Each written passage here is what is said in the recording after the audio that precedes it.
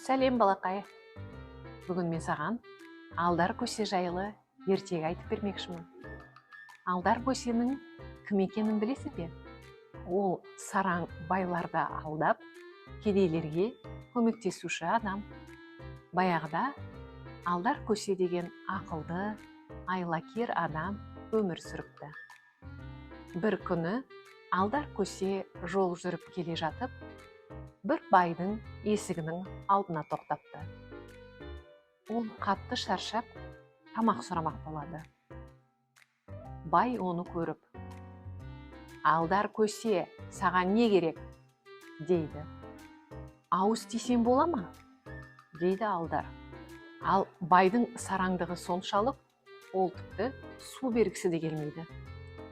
«Үйде тамақ жоқ, өзім де аш отырмын» дейді екен. Ал алдар көсе қоланып, жымиып күліп: «Олай болса, маған бір қазан су бер. Мен өзім тас көже пісіріп дайындаймын» дейді. Оны естіген сараңбай: «Қалай көже дайындайсың?»